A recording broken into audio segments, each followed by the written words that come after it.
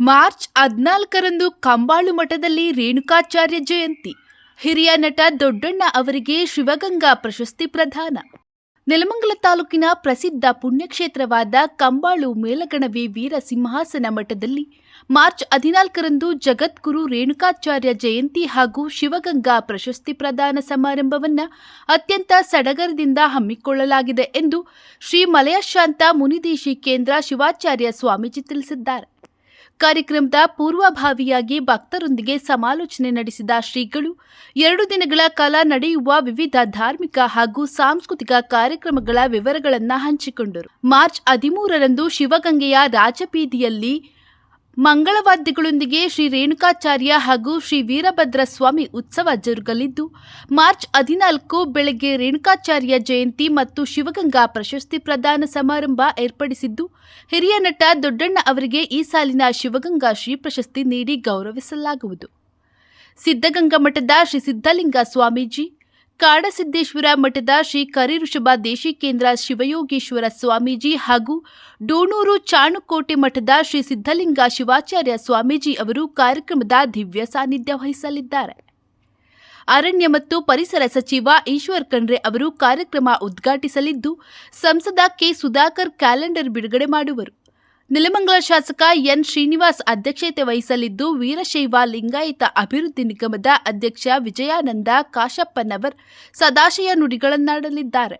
ಶಾಸಕ ಪುಟ್ಟಣ್ಣ ಸೇರಿದಂತೆ ಹಲವು ಗಣ್ಯರು ಭಾಗವಹಿಸಲಿದ್ದು, ವಿವಿಧ ಕ್ಷೇತ್ರಗಳಲ್ಲಿ ಗಣನೀಯ ಸೇವೆ ಸಲ್ಲಿಸಿದ ಸಾಧಕರಾದ ಮಂಜುನಾಥ್, ಶಿವಾನಿ ಶಿವದಾಸ ಸ್ವಾಮಿ, ಕೆಎಸ್ ಮಹದೇವಯ್ಯ, ಉಮಾಶಂಕರ್ ಸೇರಿದಂತೆ ಹಲವರನ್ನ ಈ ಸಂದರ್ಭದಲ್ಲಿ ಸನ್ಮಾನಿಸಲಾಗುವುದು.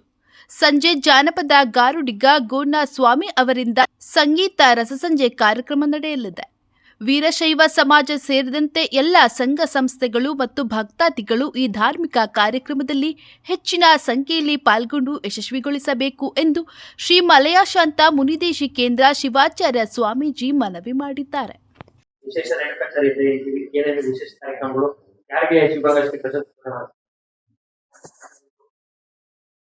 ಪ್ರತಿ ವರ್ಷದ ಪರಂಪರೆಯಂತೆ ಮೇಲಣಗೆ ವೀರ ಸಿಂಹಾಸನ ಸಂಸ್ಥಾನ ಮಠದಲ್ಲಿ ಶ್ರೀ ಜಗದ್ಗುರು ರೇಣುಕಾಚಾರ್ಯ ಜಯಂತಿ ಶಿವಗಂಗಾ ಶ್ರೀ ಪ್ರಶಸ್ತಿ ಕಾರ್ಯಕ್ರಮ ಇದೇ ಬರುವಂತಹ ಮಾರ್ಚ್ 14ನೇ ಶನಿವಾರ ದಿವಸದಂದು ನಡೀತಾ ಇರತಕ್ಕಂಥದ್ದು.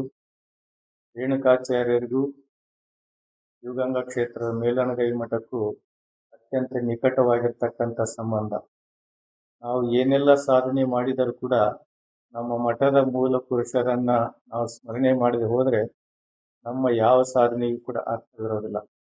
ಅಂತೆಯೇ ಶಿವಗಂಗಾ ಕ್ಷೇತ್ರದಲ್ಲಿ ಇರ್ತಕ್ಕಂಥ ಮೇಲಣಗೈ ಮಠ ರೇಣುಕಾಚಾರ್ಯರು ತಮ್ಮ ಉತ್ತರಾಧಿಕಾರಿಗಳಿರ್ತಕ್ಕಂಥ ರುದ್ರಮುನಿ ಶಿವಾಚಾರ್ಯರಿಗೆ ದೀಕ್ಷೆಯನ್ನ ಮಾಡಿದಂಥ ಸ್ಥಳ. ಆ ಒಂದು ಕುರುಹಿಗಾಗಿನೇ ಅವರು ತಮ್ಮ ಯೋಗ ದಂಡದಿಂದ ಹೊಂದಿಸಿರ್ತಕ್ಕಂಥ ತೀರ್ಥವನ್ನೇ ಇವತ್ತು ಕಲಶ ತೀರ್ಥ, ಒಳಕಲ್ಲು ತೀರ್ಥ ಅಂತ ಕರಿತಾ ಇರ್ತಕ್ಕಂಥದ್ದನ್ನು ನಾವು ನೋಡ್ತೇವೆ. ಆ ಮಹಾಮಹಿಮರ ತಪಶಕ್ತಿಯಿಂದ ವರ್ಷದ 12 ತಿಂಗಳು ಕೂಡ ಸಮೃದ್ಧವಾದಂತಹ ತೀರ್ಥವನ್ನ ನಾವು ಅಲ್ಲಿ ಕಾಣ್ತಕ್ಕಂಥದ್ದನ್ನು ನೋಡ್ತೇವೆ. ಅಂತಹ ಕುರುಹನ್ನು ತೋರಿಸಿದಂತಹ ಜಗದ್ಗುರು ರೇಣುಕಾಚಾರ್ಯರು ಆ ಒಳಕಲ್ ತೀರ್ಥದಲ್ಲಿ ಗೋತ್ರ ಪುರುಷ ವೀರಭದ್ರ ಸ್ವಾಮಿಯನ್ನ ಸ್ಥಾಪನೆ ಮಾಡಿ ತಮ್ಮ ಉತ್ತರಾಧಿಕಾರಿಗಳಿರ್ತಕ್ಕಂಥ ರುದ್ರಮುನಿ ಶಿವಾಚಾರ್ಯರಿಗೆ ದೀಕ್ಷೆಯನ್ನು ಕೊಟ್ಟಿರ್ತಕ್ಕಂಥ ಸ್ಥಳ. ಜೊತೆಗೆ ಮೇಲಣಗೈ ಮಠ ಸಾಹಿತ್ಯಿಕವಾಗಿ ಮಹತ್ತರವಾದಂತಹ ಕೊಡುಗೆಯನ್ನು ಕೊಟ್ಟಿರ್ತಕ್ಕಂಥದ್ದು. ವೀರಶೈವಾಮೃತ ಪುರಾಣವನ್ನು ಬರೆದಿರ್ತಕ್ಕಂತಹ ಗುಬ್ಬಿ ಮಲ್ಲಣ್ಣಾರ್ಯರು ಈ ಮೇಲಣಗೈ ಮಠದಲ್ಲಿದ್ದೇ ತಮ್ಮ ಸುಮಾರು 900 ಪುಟಗಳ ಬೃಹತ್ ಗ್ರಂಥವನ್ನ ರಚನೆ ಮಾಡಿದ್ರು ಅನ್ನುವಂಥ ಇತಿಹಾಸವನ್ನ ಅವರೊಂದು ಪ್ರಾರ್ಥನಾ ಶ್ಲೋಕದಲ್ಲಿ ಶ್ರೀಮಠದ ಸುಮಾರು 15 ಜನ ಗುರು ಪರಂಪರೆಯನ್ನು ಅವರು ಪ್ರಾರ್ಥನೆ ಮಾಡತಕ್ಕಂಥದ್ದನ್ನು ಕಾಣ್ತೇವೆ. ಹೀಗೆ ಸಾಹಿತ್ಯಿಕವಾಗಿ ಧಾರ್ಮಿಕವಾಗಿ ಮೇಲಣಗೈ ಮಠಕ್ಕೆ ಜಗದ್ಗುರು ರೇಣುಕಾಚಾರ್ಯರು ಒಂದು ಮಹತ್ತರ ಶಕ್ತಿಯನ್ನು ತುಂಬಿದಂಥವರು. ಅವರ ಕುರುಹಿಗಾಗಿ, ಅವರ ಒಂದು ನೆನಪಿಗಾಗಿ ಪ್ರತಿ ವರ್ಷ ನಾವು ಜಗದ್ಗುರು ರೇಣುಕಾಚಾರ್ಯ ಜಯಂತಿಯನ್ನ ಫಾಲ್ಗುಣ ಶುದ್ಧ ತ್ರಯೋದಶಿ ಇರತಕ್ಕಂಥದ್ದು. ನಾವು ನಮಗೆ ಅನುಕೂಲಕ್ಕನುಗುಣವಾಗಿ ಆ ನಂತರ ಬರ್ತಕ್ಕಂಥ ಅನುಕೂಲದ ದಿನಗಳನ್ನು ನೋಡಿಕೊಂಡು ನಾವು ಆಚರಿಸಿಕೊಂಡು ಬಂದಿರತಕ್ಕಂಥದ್ದು.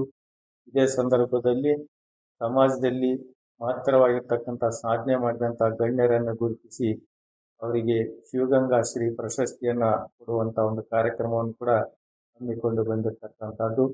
ಪ್ರಸ್ತುತ 2026ನೇ ವರ್ಷದ ಶಿವಗಂಗಾ ಶ್ರೀ ಪ್ರಶಸ್ತಿಯನ್ನ ಖ್ಯಾತ ನಟರಾಗಿರ್ತಕ್ಕಂತಹ ಈ ದೊಡ್ಡಣ್ಣನವರಿಗೆ ಶಿವಗಂಗಾ ಶ್ರೀ ಪ್ರಶಸ್ತಿಯನ್ನು ನೀಡಿ ಗೌರವಿಸಲಾಗ್ತಾ ಇದೆ. ಇಂತಹ ಒಂದು ಮಹತ್ತರ ಸಮಾರಂಭಕ್ಕೆ ಪರಮ ಪೂಜ್ಯರಾಗಿರ್ತಕ್ಕಂಥ ಸಿದ್ಧಗಂಗೆಯ ಪರಮ ಪೂಜ್ಯ ಸಿದ್ಧಲಿಂಗ ಮಹಾಸ್ವಾಮಿಗಳವರು, ನವಣಕೆರೆಯ ಕಾಡಸಿದ್ದೇಶ್ವರ ಮಠದ ಸ್ವಾಮೀಜಿಯವರು, ಗೌರಿಗದ್ದೆಯ ಡಾಕ್ಟರ್ ವಿನಯ್ ಗುರೂಜಿಯವರು, ಎಲ್ಲ ಪೂಜ್ಯರು ಮತ್ತು ನಾಡಿನ ಎಲ್ಲ ಸುತ್ತಮುತ್ತಲ ಮಠದ ಎಲ್ಲ ಪರಮ ಪೂಜ್ಯರು ಈ ಸಮಾರಂಭಕ್ಕೆ ದಯಮಾಡಿಸಿ ಈ ಸಮಾರಂಭವನ್ನ ನೆರವೇರಿಸಿಕೊಡ್ತಾ ಇದ್ದಾರೆ.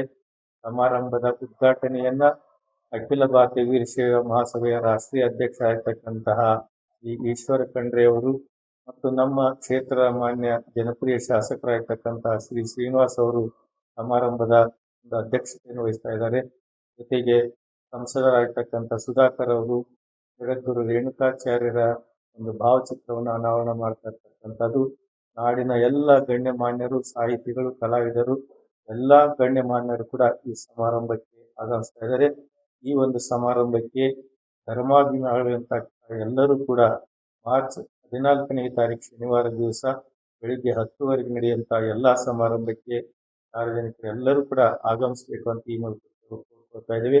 ಇದಕ್ಕೆ ಪೂರ್ವಭಾವಿಯಾಗಿ 13ನೇ ತಾರೀಕು ಸಂಜೆ ಶಿವಗಂಗಾ ಕ್ಷೇತ್ರದ ರಥಬೀದಿಯಲ್ಲಿ ಜಗದ್ಗುರು ರೇಣುಕಾಚಾರ್ಯರ ಶ್ರೀ ವೀರಭದ್ರ ಸ್ವಾಮಿಯ ಉತ್ಸವ ಸಕಲ ವಾದ್ಯ ವೈಭವಗಳು ಮತ್ತು ಕಲಾ ತಂಡಗಳೊಂದಿಗೆ ಒಂದು ಉತ್ಸವ ಕೂಡ ನೆರವೇರ್ತಾ ಇದೆ. ಎಲ್ಲಾ ಕಾರ್ಯಗಳಲ್ಲಿ ತಾವೆಲ್ಲರೂ ಕೂಡ ಭಾಗವಹಿಸಬೇಕಂತ ಈ ಮೂಲಕ ನಮಸ್ಕರಿಸುತ್ತಾ ಈ ದಿವಸ ಮೇಲಣಿ ವೀರಸಿಂಹಾಸನ ಮಠದ ಒಂದು ರೇಣುಕರ ಜಯಂತಿ ಮಾಡೋದ್ರಿಂದ ನಾವೆಲ್ಲರೂ ಕೂಡ ಸ್ವಾಮೀಜಿಯವರ ಜೊತೆಯಲ್ಲಿ ಸೇರಿ ಕೈ ಜೋಡಿಸಿ ಈ ಕಾರ್ಯಕ್ರಮನ ನಾವು ಯಶಸ್ವಿಯಾಗಿ ಮಾಡ್ಬೇಕಾಗ್ತದೆ.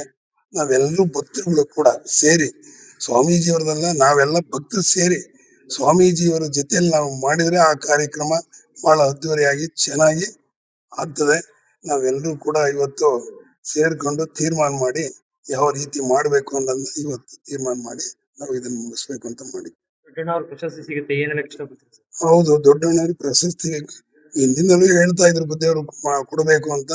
ಏನು ಅವ್ರಿಗೆ ದೊರೆತಿದೆ, ಅದನ್ನ ಕೊಡ್ಬೇಕಾಗ್ತದೆ. ಈಗ ಒಟ್ಟಾರೆಯಾಗಿ ಏನ್ ಹೇಳ್ತೀರಿ ಸರ್, ಕಾರ್ಯಕ್ರಮಕ್ಕೆ ಯಾವ ರೀತಿ ಸಿದ್ಧತೆ ಆಗುತ್ತೆ, ಮತ್ತೆ ಎಲ್ಲಾ ಭಕ್ತರಿಗೆ ಏನ್ ಹೇಳಕ್ ಇಷ್ಟ? ಎಲ್ಲಾ ಭಕ್ತರು ಸೇರಿ ನಾವು ಮಾಡ್ಬೇಕು ಈ ಕಾರ್ಯಕ್ರಮ. ಈ ಸ್ವಾಮೀಜಿಯವ್ರ ಜೊತೆಲಿ ಸೇರ್ಕೊಂಡು ನಾವೆಲ್ಲ ಸೇರ್ಕೊಂಡೇ ಮಾಡ್ಬೇಕು.